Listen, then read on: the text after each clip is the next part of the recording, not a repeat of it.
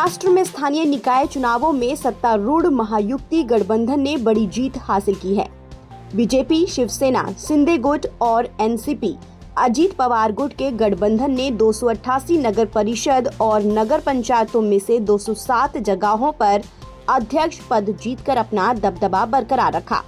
इस जीत में सबसे बड़ी हिस्सेदारी बीजेपी की रही, जिसने अकेले 117 अध्यक्ष पद अपने नाम किए और गठबंधन में सबसे बड़ी पार्टी बनकर उभरी। इस चुनावी नतीजों में नागपुर जिले की कामठी नगर पालिका परिषद की जीत सबसे ज्यादा चर्चा में रही। यहां बीजेपी ने 40 साल के लंबे इंतजार को खत्म करते हुए ऐतिहासिक जीत दर्ज की है। बीजेपी प्रत्याशी अजय अग्रवाल ने कांग्रेस उम्मीदवार शाकुर नगानी को हराकर न सिर्फ अध्यक्ष पद पर कब्जा जमाया, बल्कि कांग्रेस के मजबूत गढ़ को भी ध्वस्त कर दिया।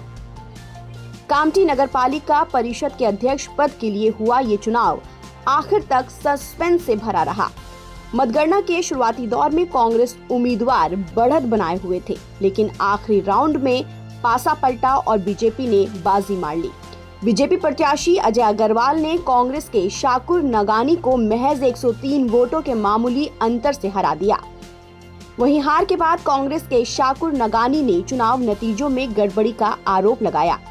आपको बता दें कि नागपुर जिले की कामठी सीट पूरे चुनाव में ही काफी चर्चा में रही। इसकी वजह ये थी कि बीजेपी और कांग्रेस कैंडिडेट के बीच काफी तीखी बयानबाजी हुई थी। इस चुनाव में एक और दिलचस्प बात ये हुई थी कि बहुजन रिपब्लिकन एकता मंच की नेता सुलेखा कुंभारे ने अजय कदम को कैंडिडेट बनाया था। उन्हें बीजेपी से समर्थन की उम्मीद थी, लेकिन बीजेपी ने ऐसा नहीं किया, क्योंकि इस बार महाराष्ट्र में भगवा लहर की उम्मीद थी। कुंभारे लगातार कह रही थी कि नितिन गडकरी उन्हें अपनी बहन मानते रहे हैं। इसके अलावा कांग्रेस के भीतर भी टिकट बंटवारे को लेकर भारी असंतोष देखने को मिला, जिसका असर चुनावी प्रदर्शन पर साफ दिखाई दिया। केंद्रीय मंत्री नितिन गडकरी का नागपुर संसदीय क्षेत्र है। इसके अलावा आरएसएस का ऑफिस भी यही है। इसके बाद भी जिले की इस नगरपालिका में बीते 40 सालों से बीजेपी को जीत का इंतजार था, जो अब खत्म हुआ है।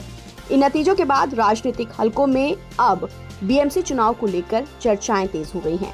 बीजेपी को उम्मीद है कि स्थानीय निकाय चुनावों की ये जीत बीएमसी में भी उसकी राह आसान कर सकती है। वहीं दूसरी ओर विपक्षी महाविकास अघाड़ी में मतभेद उभरने लगे हैं। उद्धव ठाकरे के नेतृत्व वाली शिवसेना का कहना है कि बीएमसी में कांग्रेस का कोई खास वजूद नहीं है और पिछले 30 सालों से शिवसेना लगातार जीत दर्ज करती आ रही है, इसलिए कांग्रेस को गंभीरता से लेने की जरूरत नहीं है। कुल मिलाकर चुनावी नतीजों ने महाराष्ट्र की राजनीति में नई समीकरणों के संकेत दे दिए हैं। ताज़ा अपडेट के लिए आप बने रहिए नवभारत टाइम्स के साथ।